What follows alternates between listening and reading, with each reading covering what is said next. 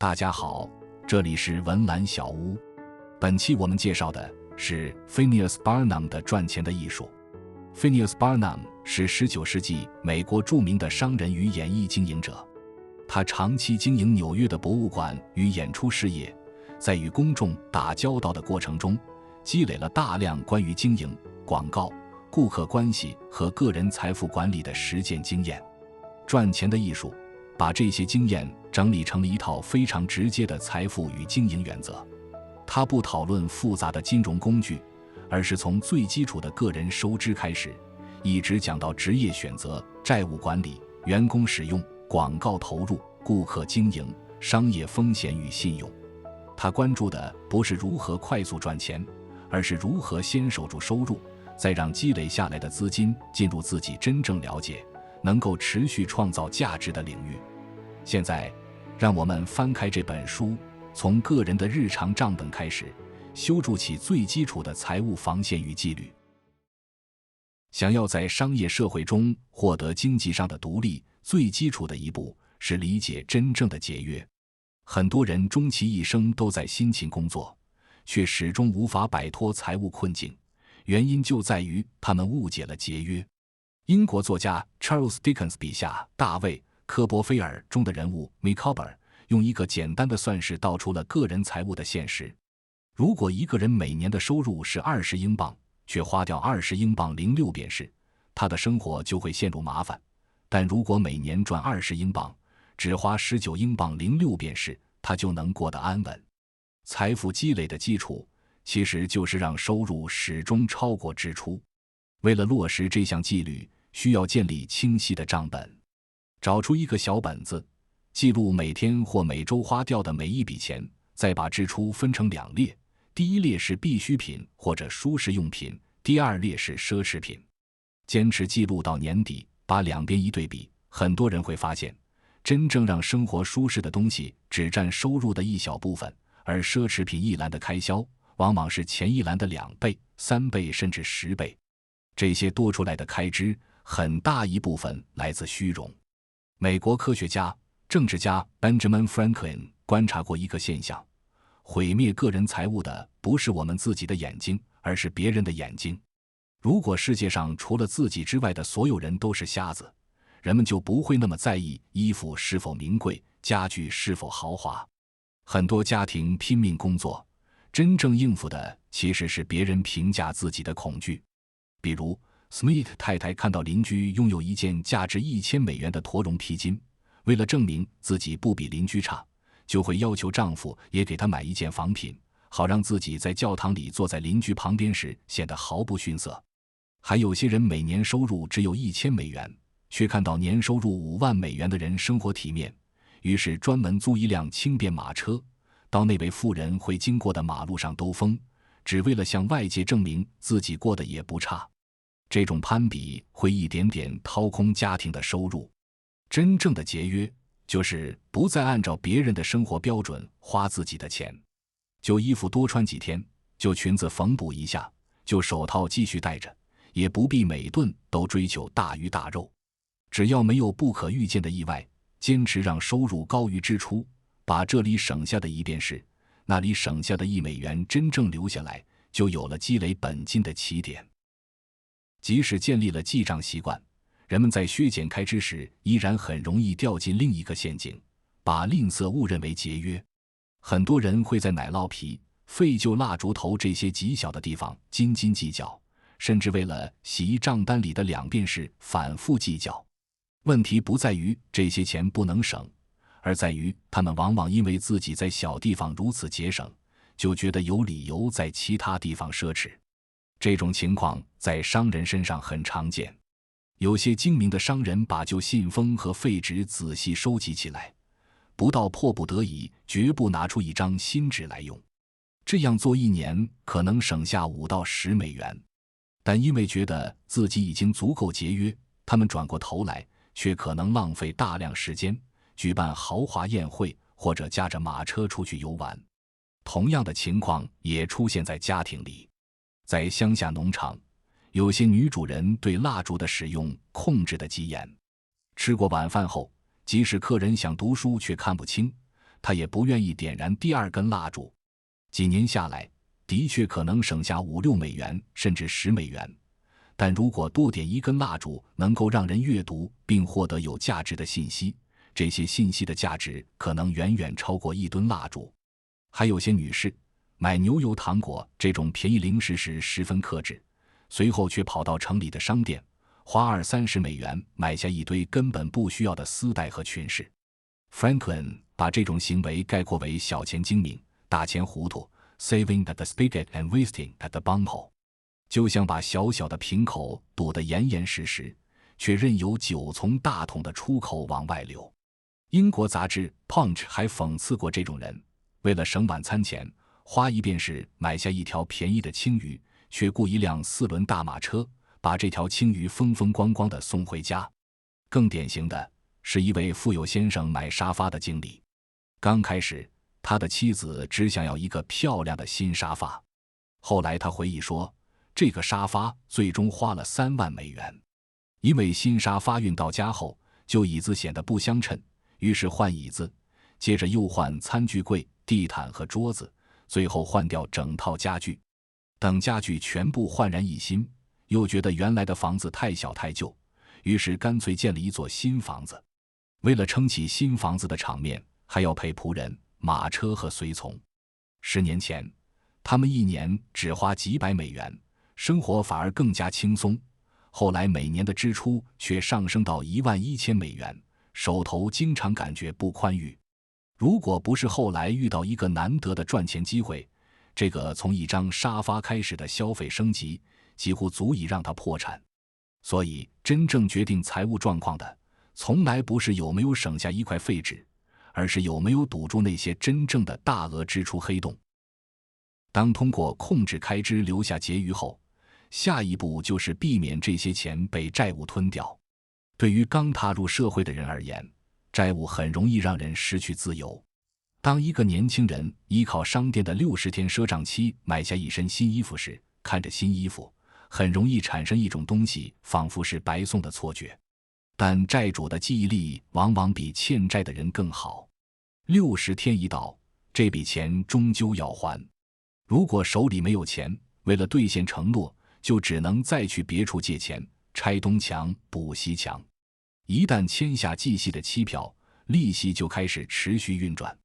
债主晚上睡觉，第二天醒来时反而更富有了，因为利息一夜之间又增加了1点，而债务人在睡觉时却变得更穷，因为欠下的钱也在增长。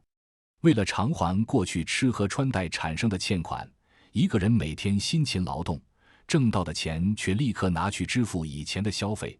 这就是所谓从事没有报酬的工作。借贷并不是在任何情况下都不能发生。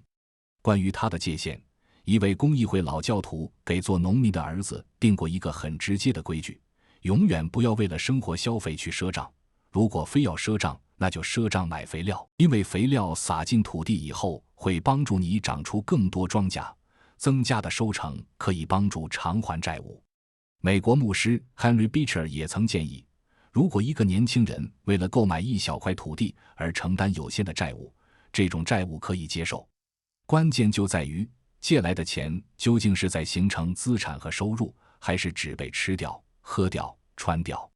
一旦把消费性债务切断，金钱的角色就会发生翻转。19世纪的康涅狄格州受到清教徒传统影响，星期天被视为休息和礼拜的日子，甚至有一些严格规定限制人们的世俗活动。但那些已经积累财富的人，并不会让资本随着自己休息。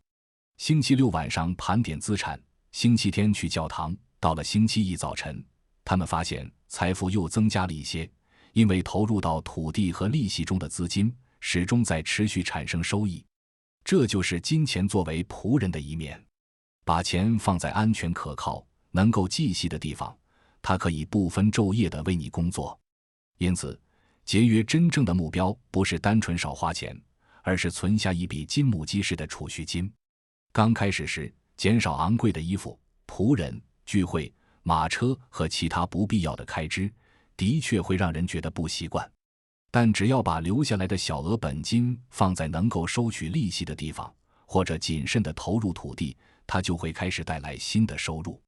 弗吉尼亚的政治家 John Randolph 把这种量入为出的习惯称为真正的点金石 Philosopher's Stone， 因为财富积累并不依靠某一次偶然的机会，而是靠不断留下本金，再让这些本金持续产生收益。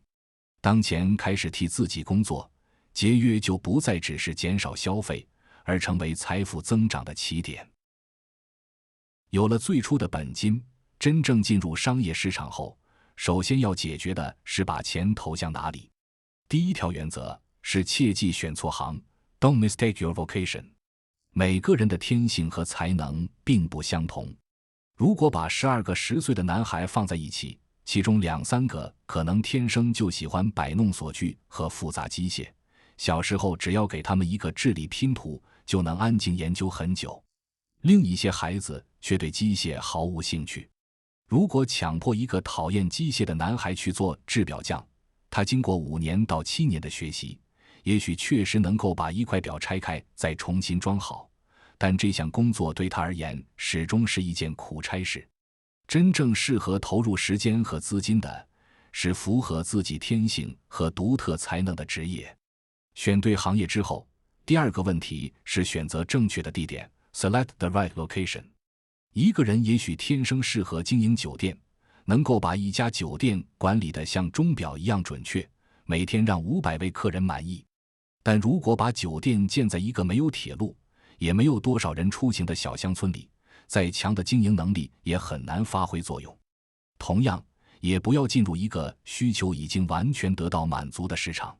1858年 Barnum 在伦敦霍尔本经过一家只收1便士门票的展览，他很快注意到这里的经营者非常会说话，也非常懂得吸引观众，却守着一批又脏又粗糙的蜡像。其中一尊标着英国国王亨利8世的蜡像，甚至瘦得像一具骷髅。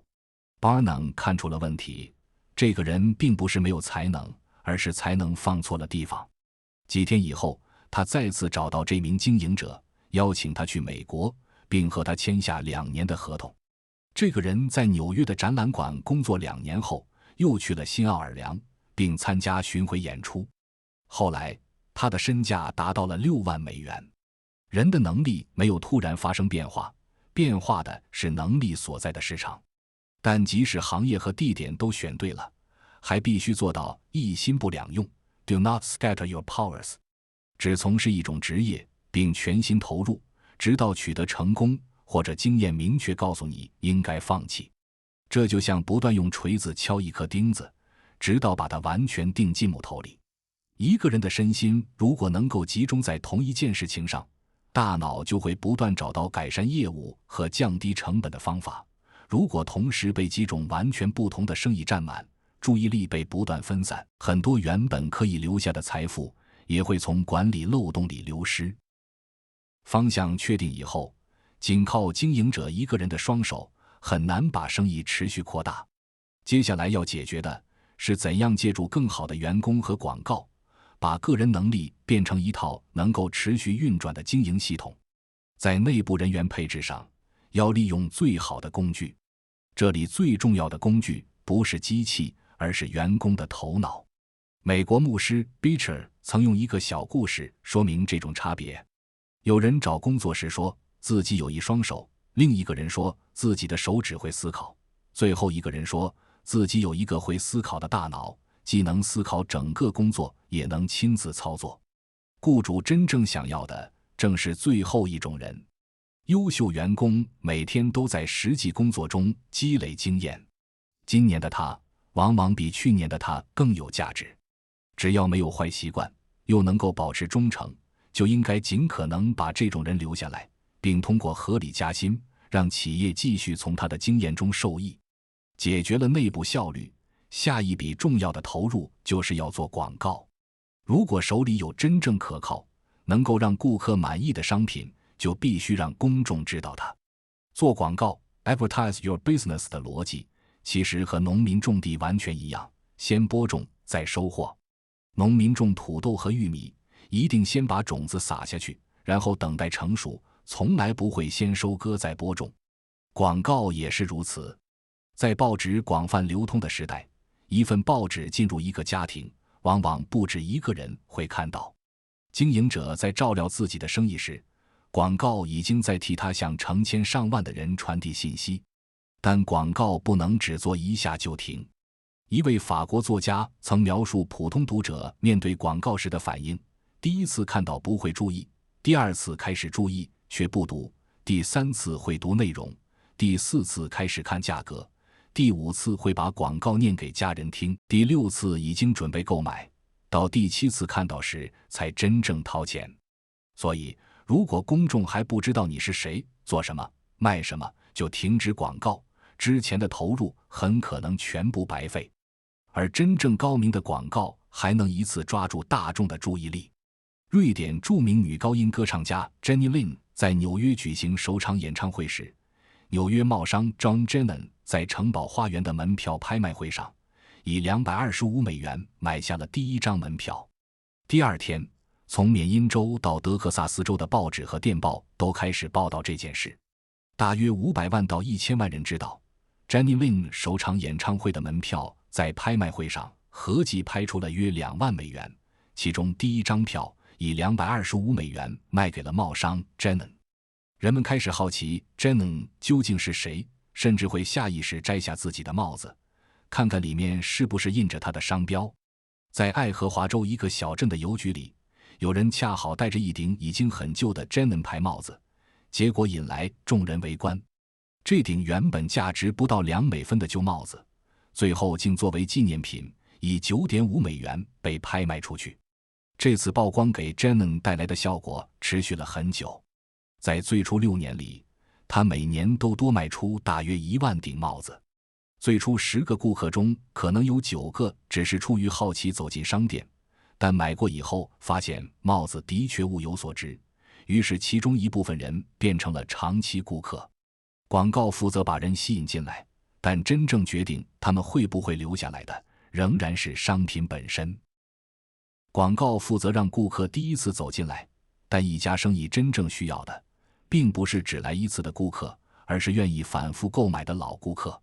所以接下来的原则是对待顾客礼貌友善， Be polite and kind to your customers。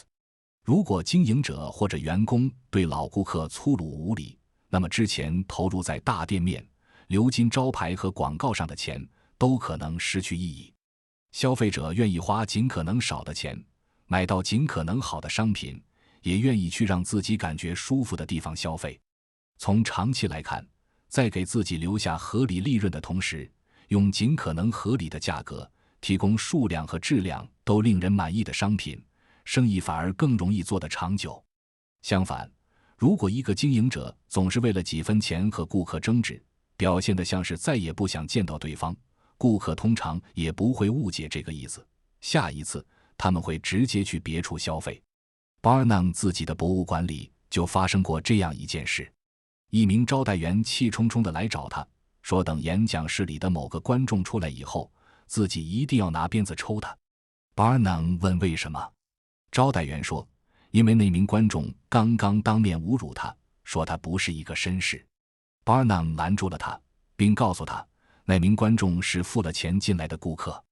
就算真的用鞭子抽他，也不可能让对方因此承认你是个绅士。但有一件事几乎可以确定，这个顾客以后再也不会来博物馆，而且很可能还会带着朋友去别的地方消遣。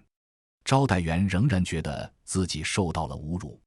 Barnum 于是把其中的关系说得更直接，如果对方是博物馆老板，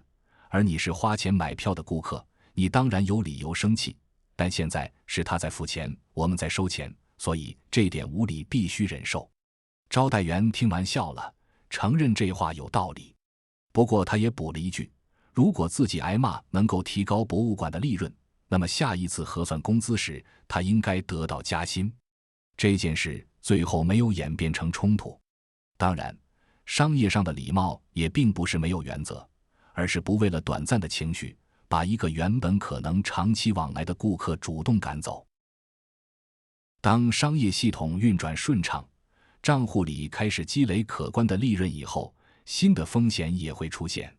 很多人在自己的行业里赚到了财富，最后却因为进入一个完全不熟悉的行业，重新陷入困境。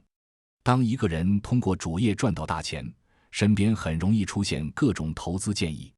有人会告诉他，这里有一笔大生意，只要投入2万美元，就可能迅速赚到6万美元。这时候最危险的是把自己在本行业里的成功误认为对所有行业都拥有同样的判断力。他先投入2万美元，几天以后又被告知还需要追加1万美元。过了一段时间，因为出现了之前没有预料到的情况，还需要再拿出2万美元，只要继续投入，很快就能迎来巨大的回报。但在所谓的回报真正出现以前，整个泡沫已经破裂，投入的钱全部损失。到了这一步才会发现，一个人在自己的行业里再精明，一旦进入完全不了解的领域，就像圣经中被剪去头发、失去力量的大力士 Samson 一样，与普通人没有区别。所以守住财富首先需要知道自己的能力边界。发迹于19世纪初的欧洲金融世家罗斯柴尔德家族有一条家训叫谨慎而大胆 Cautious and bold。 所谓谨慎，是在制定计划时仔细检查细节，判断可能出现的问题；所谓大胆，是方案一旦经过充分考虑并决定执行，就不要因为恐惧而畏缩不前。一个始终畏首畏尾的人很难抓住机会，但一个只有胆量没有谨慎的人也很难长期成功。他也许会在一次股票投机中突然赚到5万美元甚至10万美元，但如果赚钱依靠的只是冒险和运气，今天赚到的钱明天也可能全部赔回去。罗斯柴尔德家族还有另一条家训，千万不要和倒霉的人或倒霉的地方打交道。这里真正要警惕的是，一个人如果一次又一次采用同样的方法失败，背后往往存在某些尚未被发现的问题。所以对已经赚到的钱，理智的操作并不是不断寻找陌生的高收益机会，而是继续把主要精力放在自己真正了解的行业里。即使拿出一部分资金投资其他有希望的项目，也必须控制规模，绝不能因此危及通过正当生意积累下来的财富。除了陌生行业，另一个很容易吞掉财富的风险，往往来自熟人之间的担保。在熟人关系中，最容易让财富流失的另一种风险，就是替别人承担债务。没有适当的抵押品，就不要轻易替任何人担保。No surety without security， 即使对方是自己的父亲或兄弟。假设有一位从事制造业或商品贸易的人，身价2万美元，而且没有负债。你已经退休，靠自己的存款生活。这个人找到你，说如果现在能够得到5000美元现金，就能大批量进货，几个月内甚至可以让自己的资产翻倍，希望你替他的票据担保。你看到他有2万美元资产，又没有负债，觉得风险并不大，于是在没有抵押物的情况下签下名字。第一次生意很顺利，对方按时处理了债务，还告诉你这笔交易确实赚到了预期利润。于是你留下一个印象，给这个人担保没有抵押也很安全。真正的风险从这里才开始。因为钱来得太容易，你的朋友会发现，只要拿着由你担保的票据去银行贴现，就能轻松得到现金。很快，他注意到一个本行之外的投机机会，需要1万美元短期资金。他再次找到你，因为前一次成功的经历，你又顺手签下名字。但这一次，投机并没有在票据到期之前结束，只能继续贴现新的票据。等新的票据到期以前，投机已经彻底失败，投入的钱全部损失。失败以后，他并不会主动告诉担保人，自己已经因为投机损失了一大笔钱。相反，他很可能想着从丢钱的地方把钱重新赚回来，于是继续寻找下一次机会。而对担保人来说，签字已经慢慢变成习惯，1次、2次、3次，直到最后才发现，对方不仅失去了自己的财产，也把担保人的财产一起拖进了损失之中。所以，过于容易获得的钱，本身就可能诱使一个人离开原本熟悉的行业，转向风险更大的投机。如果第一次就要求足够的抵押，这种风险很可能在最开始就被挡住。除了管住自己的签名，还要管住自己的嘴巴。有些人在生意赚到钱以后，喜欢告诉邻居和同行自己究竟是怎样赚钱的。这样做没有什么实际好处，反而可能给自己带来损失。对于自己的利润、希望、期待和目标，不必到处宣扬。德国作家约翰·戈塔笔下《浮士德》中的 Mephistopheles 有一句话：永远不要写信，也不要毁掉一封信。生意人当然不可能完全不写信，但真正需要注意的是，哪些信息应该留下。尤其当生意正在持续亏钱时，更不要轻易把这个消息向外传播，否则最后失去的可能不只是利润，还有自己的商业声望。当记账、行业选择、员工、广告、顾客关系和风险隔离这些环节都建立起来以后，想让整个商业系统长期运转，还需要一个最基础的条件：保持绝对诚实 （absolute honesty）。有些人在教导后辈赚钱时，会传递一种非常短视的观念。一位老守财奴曾对儿子们说：“去赚钱吧，如果可以的话，就老老实实的赚，但无论怎么样，一定要赚到钱。”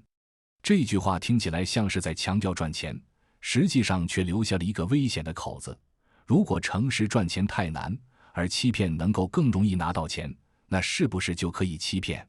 问题在于，通过欺骗赚钱，恰恰可能是最困难的一条路。一旦骗人的把戏被发现，很多通往成功的道路都会关闭。大众知道怎样避开一个信誉受到怀疑的人。如果一家商店被怀疑在称量商品时缺斤少两，那么无论店主平时表现得多么礼貌、和蔼、随和，顾客都很难再放心和他做生意。所以，绝对诚实不仅是一项道德要求，也是经济成功最基础的条件之一。一个正直的人，即使眼下并不富有，也可能拥有整个社区愿意提供给他的信用，因为大家知道，只要他承诺归还借来的东西，就绝不会食言。Franklin 把这条规律概括为：诚实才是上策。而且，赚钱本身并不等于成功。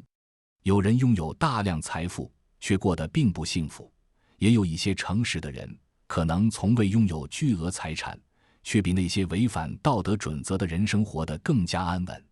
金钱如果使用得当，本身可以成为非常有用的工具。贸易繁荣的地方，艺术和科学也往往能够得到发展。许多教育机构、艺术机构、学校和教堂也曾得到财富拥有者的捐助。因此，真正值得追求的并不是不择手段地占有金钱，而是在诚实交易中创造真实价值，再让财富继续进入有价值的循环。农民种出粮食卖给需要的人，裁缝依靠自己的技术制作衣服。合法的职业之所以能够长期存在，就在于经营者在帮助自己的同时，也确实帮助了别人。这才是一门生意能够长期运转下去的根基。赚钱的艺术是一本关于怎样赚到钱，更是一本关于怎样把钱留下来的书。在日常生活中，用一个小本子记下每一笔支出，区分真正的必需品和为了面子产生的奢侈消费，让收入始终高于支出，再把留下来的本金放到安全可靠、能够产生利息的地方。商业经营中，选择真正适合自己的行业，再选择真正存在需求的地方。不要同时把精力分散到太多事情上。雇佣会思考、能够积累经验的员工，拥有可靠的商品，就持续让公众知道它。顾客走进来以后，再用商品质量和礼貌让他们愿意下一次继续回来。等账户里真正积累起财富，更要开始学会保护它。不因为一次成功就觉得自己什么行业都懂，不要把辛苦赚来的本金轻易投入完全陌生的投机，也不要在没有足够抵押的情况下随意替别人担保。对于自己的利润计划和亏损，知道什么该说，什么不该说。而所有这些方法最后都落在同一个基础上：诚实。因为一笔交易可以依靠技巧完成，但一门长期的生意最终依靠的是信誉。只有当别人愿意一次又一次和你做生意，财富才真正拥有持续积累的基础。这里是文澜小屋，我们不追求快速致富的奇迹，只希望与您一起阅读好书，慢慢变富。如果本期内容对你有所启发，欢迎帮忙点赞转发，并分享给身边的朋友。您的举手之劳都是在为更有价值的知识投票。也相信您聆听本期视频的时间付出，会在未来化作认知上的复利，为您带来最稳健的回报。感谢您看到这里，我们下期再见。